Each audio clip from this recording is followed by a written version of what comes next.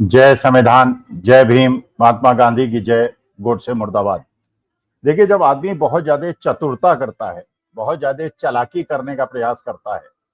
और बहुत ज्यादा चक्रव्यूह रचता है, तो अंत में वो चक्रव्यूह में खुद फंसता है। जैसे कहा गया, पहले ही कहा गया कि जो तोको काटा बुए ताए बहु तो फूल, तोको फूल के फूल हैं, वाको हैं त्रिशूल। इसका माने अगर आप दूसरों के लिए गड्ढा बोएंगे तो उस गड्ढे में एक दिन आपको जाके गिरना पड़ेगा। देखिए, वही चीज हर जगह रिपीट हो रहा है, आपके पड़ोस में भी रिपीट हो रही है, यहां तक कि फ्रांस जैसे कंट्री में भी हो रही है, श्रीलंका में, बांग्लादेश में, नेपाल में, पाकिस्तान में, हर जगह हुआ है कि अगर आप बहुत ज्यादा जनता को दिग्भ्रमित करने का प्रयास करेंगे और एक ऐसा सपना दिखाएंगे और नेशनलिज्म के नाम पे लोगों को अंधकार में रखेंगे, धर्म और नेशनलिज्म के आधार पे लोगों को दिग्भ्रमित करेंगे, तो कुछ समय तो आप शासन कर सकते हैं, लेकिन उसके बाद अंत में आपको भी वही परिणाम झेलना पड़ेगा जो इतिहास में लोगों ने झेला है। देखिए, ये बात बिल्कुल पक्की है कि हर व्यक्ति जो किसी भी देश की रोटी खाता है, नमक खाता है, उस देश के प्रति उसका निष्ठा होती है, लेकिन वो बिल्कुल एक प्रकार से इतना मूढ़ हो जाए, इतना मूर्ख हो जाए कि वो तर्कों की बात ना करे, वो लॉजिक की बात ना करे, वो सरकार से प्रूफ ना मांगे और उसके बाद सरकार एक प्रकार का ऐसा प्रपंच रच दे कि अगर आप सरकार के किसी भी कथन का, किसी भी स्टेटमेंट का अगर उस पर कोई भी प्रश्न उठाते हैं तो आप राष्ट्र विरोधी हैं और नेशनलिज्म और धर्म के सामने आपको खड़ा कर दिया जाए। और उसके लिए सबसे बड़ा अस्त्र जो हर देश ने करीब करीब अपनाया, बांग्लादेश में हिंदुओं पे अत्याचार करके, श्रीलंका के अंदर हिंदुओं पे, मुसलमानों पे और क्रिश्चियंस पे अत्याचार करके, जर्मनी में हुआ था वहां पे यहूदियों के खिलाफ इस्तेमाल करके, ये करीब करीब हर जगह ये आज के तारीख में एक फैशन बन गया है कि जो माइनॉरिटी में हो उसे परेशान करो और मेजॉरिटी को इकट्ठा करके राजनीतिक लाभ उठाओ। और अब ये आज के तारीख में ऑस्ट्रेलिया और न्यूजीलैंड में भी आप देख रहे हैं, आप फिनलैंड में भी देख रहे हैं, जहां पे हिंदुओं को परेशान किया जा रहा है और वहां से भगाने की कोशिश हो रही है। लेकिन ये नेशनलिज्म और रिलीजन,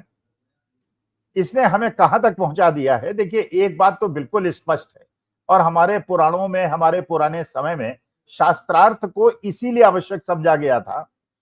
कि विपरीत विचारों का आदान प्रदान और उस पर तर्क और कुतर्क और वितर्क से असलियत जनता को पता चले। पहले भी आप जानते हैं, विद्वान जब कहीं पहुंचते थे तो उनका शास्त्रार्थ कराया जाता था, पूरे गांव के लोग इकट्ठा हो जाते थे, चारों तरफ खड़े हो जाते थे, तर्क वितर्क कुतर्क होता था और उसके बाद यह निर्णय होता था कि कौन ज्यादा बुद्धिमान है, कारण कि जनता की आंखें खुले और जनता को असलियत का पता चले। देखिए, यही चीज हमारे देश में अंदर करने का प्रयास हुआ और ऐसा बताया गया कि अगर सरकार कोई बात कह रही है और उसकी पुष्टि सेना के अधिकारियों से करा ली जाए, तो उसके बाद अगर आप प्रश्न पूछते हैं तो आप राष्ट्र विरोधी हैं और आप देश के प्रति कर्तव्यनिष्ठ नहीं। अच्छा, ये मानी बात है कि भारतवर्ष के अंदर मेजॉरिटी 85% हिंदू हैं और सबसे आसान टारगेट अगर हमारे देश के अंदर है तो मुसलमान है, जिनकी आबादी करीब 12%। हालांकि ये बात बिल्कुल सिद्ध हो गई पंजाब के राइट से, वहां के सिखों को पता चल गया जो वहां मेजॉरिटी में हैं कि वहां पे आज के तारीख में जब बाढ़ आई हुई है तो आपको वो राजनीतिक दल के और उस सामाजिक संस्था एनजीओ के लोग नहीं दिखाई पड़ रहे हैं जो हमेशा क्लेम करते हैं कि वो नेशनलिज्म के प्रतीक हैं। और जिस संप्रदाय को सबसे ज्यादा बदनाम किया गया था, आज वहां के सिख बता रहे हैं, फेसबुक पे और व्हाट्सएप पे शेयर कर रहे हैं कि मुसलमान कौम ने सिखों की मदद करने के लिए बहुत ज्यादा काम किया है। और ये भी बात बिल्कुल सही है कि पंजाब के हिंदू और सिखों ने भी मुसलमानों के साथ हमेशा अच्छा व्यवहार किया, मिलजुल के रहे। इसीलिए जो राजनीतिक दल धार्मिक उन्माद को फैलाकर फायदा उठाना चाहता है, वो पंजाब में अपनी जड़ें नहीं जमा पाया। लेकिन हमें यह बताया गया कि अगर सरकार कोई बात कहे और उसकी पुष्टि सेना के अधिकारियों से करा दी जाए और उन सेना के अधिकारियों को ऐसा नहीं माना जाए कि वो बिल्कुल होलिकाएं हैं और जो वो कह दें काऊ हैं, और ये अगर वो कोई बात कहते हैं तो बिल्कुल बिना किसी लॉजिक के उसको मान लिया जाए, तो मैं इसको भी उचित नहीं समझता, कोई भी हो for that matter. Army officers are also human beings और राजनीतिक भी ह्यूमन बींग्स हैं और हर व्यक्ति ह्यूमन बींग है। तो तर्कों को ताक पे रखते हुए किसी पे भी आंख मूंद के विश्वास करना मेरे ख्याल से उचित नहीं। लेकिन ऐसा बता दिया गया कि अगर सरकार कह रही है और सेना कह रही है और उसको नेशनलिज्म से जोड़ दिया गया, जैसे आप जानते हैं कि पुलवामा के अंदर हुआ, और पुलवामा हो या पहलगांव हो, वहां पे ये पाकिस्तान का नाम इन्वॉल्व किया गया, मुसलमानों का नाम इन्वॉल्व किया गया और वही हिंदू मुसलमान का नैरेटिव आगे बढ़ा के राजनीतिक लाभ उठाने की कोशिश की। अच्छा, ये बिल्कुल हम लोगों की नॉर्मल प्रतिक्रिया होती है कि भाई देश के हित में हर व्यक्ति अपने देश के प्रति कर्तव्यनिष्ठ होता है, और हम लोगों को भी है कि हमारी भारत माता है और हम उसके पुत्र हैं, इसलिए हम भारत माता के खिलाफ कोई बात नहीं सुन पाते। तो हमें बताया गया कि अभी जो पहलगांव के अंदर घटना हुई जिसमें 26 लोगों की शहादत हुई, और जो पुलवामा के अंदर घटना हुई थी जिसमें 40 लोगों की शहादत हुई थी, ये दोनों घटनाएं पाकिस्तान ने कराई, और पाकिस्तान का नाम आते ही वो मुसलमानों का नाम आ जाता है। फिर हिंदू मुसलमान नैरेटिव जो है राजनीतिक दल का चलना शुरू हो जाता है, और उसको देश के अंदर विद्वेष पैदा करने और लोगों को गुमराह करने का अवसर मिल जाता है, और उसके बाद अपनी राजनीतिक गोटियां वो सेक लेता है। देखिए, जैसे पहलगांव के अंदर अभी जो रिसेंट घटना हुई, उसके अंदर बताया गया कि इसके अंदर पाकिस्तान का हाथ था और पाकिस्तानी टेररिस्ट थे। देश ने मान लिया, हमने भी मान लिया, हमें भी लगा कि भाई मानी बात है। और जिस प्रकार से उसको प्रचारित प्रसारित किया गया कि वहां पे जो आतंकवादी आए उन्होंने लोगों का धर्म पूछा और उन लोगों को मारा जो हिंदू थे, तो इसका माने हिंदू मुसलमान का नैरेटिव बढ़ाना और देश को उसी धार्मिक उन्माद की तरफ ले जाना। हालांकि जो शहीद लोग हुए थे वहां पे उनकी पत्नियों ने भी कहा हिंदू मुसलमान नैरेटिव को मत फैलाइए, और ये पाकिस्तान का नैरेटिव है, वो चाहता है कि देश के अंदर, भारतवर्ष के अंदर हिंदू मुसलमान विद्वेष हो और भारत अंदर से कमजोर हो। लेकिन उसी नैरेटिव को एक राजनीतिक दल ने बढ़ाने की कोशिश की। अब प्रश्न ये उठता है कि क्या हमको लॉजिकली सारे सीक्वेंस को देखना चाहिए या हमको आंख मूंद के विश्वास करना चाहिए? तो मुझे ऐसा लगता है, एक साइंस के स्टूडेंट के नाते और एक प्रोफेसर होने के नाते, एक शिक्षक होने के नाते, कि हर चीज को साइंटिफिक लॉजिक के आधार पर निर्णय लिया जाए तो बेहतर है। देखिए, पहली बात यह है, और दोनों घटनाएं जो हुई उन दोनों घटनाओं का जो आफ्टर एक्शन हुआ वो बराबर था, एक जैसा था। जैसे कहते हैं क्राइम के अंदर जो भी एक क्रिमिनल होता है वो उसकी काम करने का तरीका बिल्कुल एक सो है, अपनी फुटप्रिंट छोड़ जाता है। तो पहलगांव के अंदर भी वही हुआ, पुलवामा के अंदर भी हुआ, घटना घटी, आतंकवादी घटना घटी, हमारे लोगों की शहादत हुई, और उसके बाद एक सर्जिकल स्ट्राइक हुई। पुलवामा के अंदर सर्जिकल स्ट्राइक हुई और पहलगांव के अंदर ऑपरेशन सिंदूर हुआ। पुलवामा के अंदर सबने, भाई विश्लेषण अगर आप करेंगे तो आपको पता चलेगा कि वहां पे जहां पे आर्मी की कन्वॉय चलती है, तो आर्मी वालों ने कहा था कि हमको एयरलिफ्ट करा लीजिए, लेकिन एयरलिफ्ट नहीं कराया गया और उनको कन्वॉय के माध्यम से, ट्रकों के माध्यम से ही भेजा गया। और उसके बाद एक जीप जिसके अंदर 350 केजी का आरडीएक्स था, वो एक स्पेसिफिक ट्रक के अंदर घुसी, उसमें विस्फोट हुआ, 40 लोगों की शहादत हो गई। अब ये प्रश्न पूछने के बजाय कि ये घटना कैसे घटी, किसकी कोताही की वजह से घटी, और उस पर कोई जांच कराने के बजाय, और आज तक 6 साल हो गए उसकी जांच नहीं हुई और ये नहीं पता चला वो हुआ क्यों था, किसकी कोताही की वजह से हुआ था, और किसी को कोई दंड मिला, कोई जांच करने की आवश्यकता नहीं हुई। और उसके बाद एक सर्जिकल स्ट्राइक हुई, और जब सर्जिकल स्ट्राइक पे लोगों ने पूछा कि ये सर्जिकल स्ट्राइक हुई या नहीं हुई, कितने लोग मरे, इसका मैं प्रूफ दीजिए, तो ये कहा गया ये नेशनलिज्म के खिलाफ है और ये लोग एंटी नेशनल हैं जो सेना पे प्रश्न उठा रहे हैं। भाई लॉजिक की बात यह है कि अगर आपके प्रूफ है तो दे दीजिए, नहीं प्रूफ है तो मत दीजिए। लेकिन उसको भी बिल्कुल ऐसे लॉजिकल कंक्लूजन की तरफ छोड़ दिया गया और ये बताया गया कि नहीं, अगर सेना ने कह दिया तो उस बात को तो आपको मानना पड़ेगा। लेकिन जो 40 सैनिकों की शहादत हुई, उन परिवारों के जो घर उजड़े, उनके बारे में हमें नहीं पता चला कि हमारे वीर जवानों की शहादत क्यों हुई, किसकी वजह से हुई, क्योंकि कोई जांच नहीं हुई। अच्छा, फिर एक और मुद्दा वहां पे उठा कि जब कांग्रेस की सरकार थी, जब यूपीए की सरकार थी, तो वो लोग डॉजियर भेजा करते थे पाकिस्तान को। डॉजियर डॉजियर का खेल होता था। भाई डॉजियर का मतलब यह है कि भारत सरकार वो सारे प्रूफ न केवल पाकिस्तान को भेजती थी, पर पूरे विश्व को दिखाती थी कि ये हमारे पास प्रूफ है कि इस घटना के पीछे, इस आतंकवादी घटना के पीछे पाकिस्तान का हाथ है। भाई वो तो तभी आप करेंगे जब आपके प्रूफ होंगे।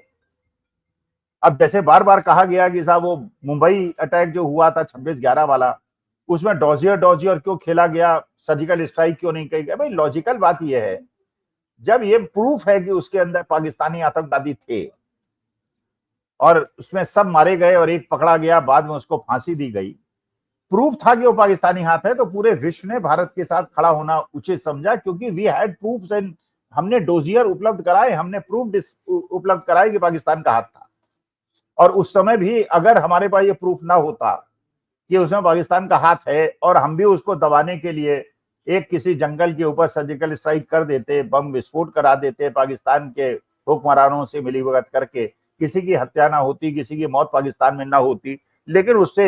नेशनलिज्म को जोड़ के चुनाव जीत जाते, तो करने के बजाय डॉजियर इसलिए दिया गया, प्रूफ इसलिए दिया गया कि प्रूफ हमारे पास था। लेकिन यह आश्चर्यजनक बात क्या आपको नहीं लगती है, तार्किक रूप से, एक साइंटिफिक रूप से, कि जो ये पुलवामा के अंदर हुआ, इसमें क्या जांच नहीं होनी चाहिए थी? भाई आपके घर में भी कोई घटना होती है या कहीं भी पोस्टमार्टम होता है, पुलिस भी कराती है बाकायदा, किसी भी मौत पे, संदिग्ध मौत पे होती है, तो वो संदिग्ध मौत तो थी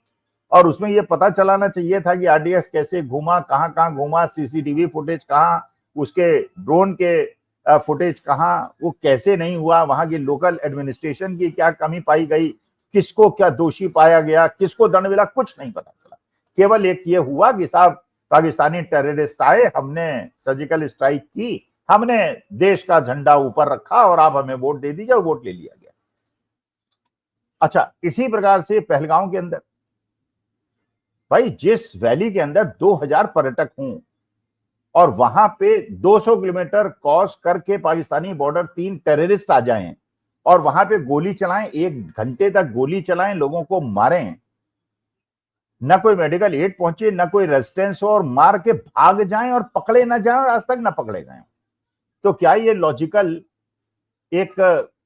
इंटरप्रिटेशन नहीं होना चाहिए? और उसकी भी कोई जांच ना हो, 4 महीने पता हो गए, अभी तक ये पता ना चले कि वो हुआ क्यों था, किसकी कोताही से हुआ था, पुलिस की कोताही से हुआ था, लोकल एडमिनिस्ट्रेशन की कोताही से हुआ था, आर्मी की कोताही से हुआ था, हुआ क्यों? तो जांच का न कराना, और आपके पास क्योंकि जांच ही नहीं है, आपके पास प्रूफ ही नहीं है, इसलिए डॉजियर का ना होना, और उसी प्रकार से फिर ऑपरेशन सिंदूर कर दिया गया, और ऑपरेशन सिंदूर भी 3 दिन के बाद युद्ध विराम कर लिया गया, जबकि हमारी सेना शुरू में उसे कोई लॉस हुआ, लेकिन बाद में उसने रिकवर किया और पाकिस्तान के अंदर घुसने के लिए तैयार थी। लेकिन अगर आप इसका साइंटिफिक लॉजिकल इंटरप्रिटेशन नहीं करेंगे और आंख मूंद कर बात को मानेंगे, और आपको कुंद कर दिया जाएगा सोचने की क्षमता को, कि अगर आप सोचेंगे और प्रश्न पूछेंगे तो इसका मतलब यह है कि आप नेशनलिस्ट नहीं और आप एंटी नेशनल है, वो उचित नहीं है। क्योंकि हम लोग हर चीज का विश्लेषण करते हैं, जो पाकिस्तान में हो रहा है उसको भी विश्लेषित करते हैं, जो अमेरिका में हो रहा है वो क्यों कर रहा है, हम पे टैरिफ क्यों लगा रहा है, सबसे ज्यादा टैरिफ हम पे क्यों लगा रहा है, चीन पाकिस्तान के साथ क्यों खड़ा हो गया, अजरबैजान क्यों खड़ा हो गया, तुर्की क्यों खड़ा हो गया, और मोदी जी वहीं जाके उन्हीं तुर्की के राष्ट्रपति से झप्पी क्यों लगे, और एससीओ की मीटिंग में क्यों चले गए, और हमारी चीन से भी दोस्ती नहीं है और अमेरिका से भी दोस्ती नहीं है, क्यों ऐसा हो रहा है कि ऑस्ट्रेलिया न्यूजीलैंड के अंदर भारतीयों के खिलाफ विद्रोह पनप रहा है, ऐसा क्यों हो रहा है कि फ्रांस के अंदर भी वही परिस्थिति बन रही है, आगजनी हो रही है जो कि नेपाल, बांग्लादेश, श्रीलंका के अंदर हुई। ये सारी चीजों का विश्लेषण करना आवश्यक है किसी भी स्टूडेंट के लिए। भाई न्यूटन के ऊपर सेब गिरा सिर पे, बहुत लोगों के सिर पे गिरा होगा, लोगों ने नहीं सोचा ये क्यों गिरा, भाई गिर गया तो गिर गया, लेकिन उसने सोचा कि नीचे क्यों गिरा, ऊपर क्यों नहीं गया, तब उसे लॉ ऑफ ग्रेविटी का पता चला। हर चीज का विश्लेषण करना आवश्यक। अच्छा, अब ये देखिए कि अगर पाकिस्तान का इसमें हाथ है तो पाकिस्तान को हमें दोषी सिद्ध करना चाहिए था, विद प्रूफ्स, विद एविडेंसेस। और हमारी बात है कि भारत सरकार इतनी सक्षम है और उसके बाद इतनी ज्यादा खुफिया एजेंसी हैं और सर्वेलेंस के साधन उपलब्ध हैं कि वो प्रूव कर सकती है इसमें पाकिस्तान का हाथ है। वो तो किया नहीं गया, जांच तो कराई ये नहीं गई, कोई उसके फुटप्रिंट्स तो निकाले नहीं गए कि इसमें पाकिस्तान का हाथ है। और आज तक में पता नहीं चला कि वहां 40 शहादत क्यों हुई या 26 शहादत क्यों हुई। और उसके बाद अब आप सोचिए, अगर इसमें पाकिस्तान का हाथ होता, अगर इसमें पाकिस्तान का हाथ होता, क्योंकि प्रश्न टूट गया कि आप हाथ इसमें नहीं है शायद, जबकि कहना उचित इसलिए नहीं कि सरकार कह रही है और हमको मान लेना चाहिए, लेकिन अगर तर्क के हिसाब से देखेंगे तो अगर पाकिस्तान का हाथ इसके अंदर था तो आपने पाकिस्तान के साथ क्रिकेट खेलने का निर्णय क्यों लिया? अगर आप पाकिस्तान के साथ क्रिकेट खेल सकते हैं उस देश के साथ जिसने पुलवामा के अंदर 40 जवानों की शहादत ली और जिसने 26 पर्यटकों की शहादत पहलगांव के अंदर ली, अब उसके साथ क्रिकेट खेलेंगे, जबकि क्रिकेट ना खेलते तो इसका कोई ऐसा नुकसान ना होता, विश्व इसका बुरा भी ना मानता। लेकिन आपने वो करने के बजाय आपने कहा कि साहब जो हमारा पानी का समझौता है पाकिस्तान के साथ हम उसको रद्द कर रहे हैं, और उसकी वजह से पाकिस्तान ने जो शिमला समझौता है वो रद्द कर दिया। और चीन ने भी कहा कि अगर आप पाकिस्तान को पानी नहीं देंगे तो हम भी ब्रह्मपुत्र में जो डैम बना रहे हैं हम भी आपको तरसाएंगे। बिना बात के लिए अपने को उलझा दिया। लेकिन क्रिकेट का खेलना उस दुष्ट राष्ट्र के साथ जिसने हमारे 66 लोगों की शहादत 2 घटनाओं में ली है, अगर वो संलग्न है तो आप उसका क्रिकेट क्यों खेल रहे हैं? तो इसका मतलब पाकिस्तान का हाथ नहीं है। तो पाकिस्तान का हाथ नहीं है तो है किसका हाथ? और देश की जनता को क्या इतना मंद कुंदित कर दिया गया है उसका कि उसने सोचने समझने की क्षमता खत्म कर दी है केवल नेशनलिज्म के आधार पे। और वो ये नहीं समझ रहा है कि उसको कैसे गुमराह किया जा रहा है। क्योंकि जांच कराइए, जांच में दोषियों को दंड दीजिए तो हमको कम से कम ये तो लगे कि दोषियों को दंड मिल रहा है। कहीं भी कोई हत्या होती है, कोई मर्डर होता है तो परिवार के लोग यही तो कहते हैं कि दोषी को दंड दीजिए। अब दोषी को दंड न देने का मतलब यह है कि आपको छुपाने का प्रयास कर रहे हैं और उसके बाद उनके साथ क्रिकेट खेल रहे हैं। फिर उस चीन के साथ आप दोस्ती की बात कर रहे हैं और गोदी मीडिया उन्हीं के समर्थन में बात कर रहा है जो कि पाकिस्तान के साथ युद्ध के अंदर खड़ा था। उसी तुर्की के राष्ट्रपति से आप गले मिलने के लिए आतुर हो रहे हैं और चीन से मित्रता बढ़ा रहे हैं और अमेरिका को खिजा रहे हैं। और अमेरिका जो है यूरोप से भी कह रहा है, नाटो कंट्री से भी कह रहा है कि भारत के ऊपर टैरिफ बढ़ा दो। मतलब एक प्रकार से क्या हो रहा है, क्यों हो रहा है, इसे कैसे रोका जाए, देश के प्रति हमारा जो कर्तव्य है उसके लिए हम विश्लेषण करें, कम से कम अपनी आंखें और दिमाग खोल के तो रखें। अगर हमारी सोचने की क्षमता को ही नेशनलिज्म के बैकग्राउंड पर कुंदित कर दिया जाएगा तो क्या ये राष्ट्र के हित में होगा? ये मेरा कहने का मतलब है। लेकिन ये बात बिल्कुल पक्की है, पहलगांव और पुलवामा के अंदर जांच नहीं हुई, किसी दोषी को दंड नहीं मिला, केवल सर्जिकल स्ट्राइक और ऑपरेशन सिंदूर हुआ। और उसके बाद आज क्रिकेट खेलने आप अगर पाकिस्तान के साथ जा रहे हैं और इसका मतलब आपकी पाकिस्तान से कोई लड़ाई नहीं है, कोई दुश्मनी नहीं है, तो सोचने पे तो मजबूर करता है। और मेरे ख्याल से सभी देशवासियों को सोचना चाहिए कि क्या ये जो अनबुझे हुए प्रश्न हैं, अनउत्तरित प्रश्न हैं, इनका प्रश्न का जवाब ढूंढना हमारा आपका कर्तव्य नहीं है। केवल आंख मूंद कर जो सरकार कह दे उस पर विश्वास करना, क्या ये हमारी बुद्धि को मंदित नहीं करता? क्योंकि अगर नेपाल के अंदर ये न होता और वहां की युवा पीढ़ी ने विद्रोह न किया होता तो सोशल मीडिया को बैन कर देते और लोग सोचते भाई सरकार ने किया है तो ठीक ही किया होगा। श्रीलंका में भी ऐसा ना होता, बांग्लादेश में भी ऐसा ना होता और कोई भी रेवोल्यूशन ना होता। तो सोचना समझना और देश की जो असली समस्याएं हैं उससे अपने को दिग्भ्रमित न होने देना और गुमराह होने न देना, यही राष्ट्र धर्म है। और भारत हमारी माता है और इसके प्रति हमारा कर्तव्य है। लेकिन अगर हम सोचना बंद कर देंगे और केवल सरकार की बात सुनेंगे तो ये राष्ट्रहित में नहीं होगा। चाहे कोई भी सरकार हो, किसी भी सरकार हो, धर्म घर का मुद्दा है, मेरा पर्सनल मुद्दा है, मैं सनातनी हूं। लेकिन इसके लिए मैं किसी दूसरे धर्म को बदनाम नहीं करूंगा और कोई ऐसा काम नहीं करूंगा जो भारत माता के हितों के खिलाफ हो। लेकिन जिसने भी पुलवामा पहलगांव किया उसकी जांच करा के पता चला के उसको दंडित करना यही असली धर्म था, जो कि नहीं हुआ। इसलिए मैं चिंतित हूं और मुझे लगता है कि अगर आप मेरी बात पे विचार करेंगे तो आप भी विश्लेषण करेंगे कि जांच क्यों नहीं हुई, दोषियों को दंड क्यों नहीं मिला और केवल सर्जिकल स्ट्राइक करके उसका राजनीतिक लाभ उठाने का प्रयास क्यों हुआ। नमस्कार, धन्यवाद और प्रणाम।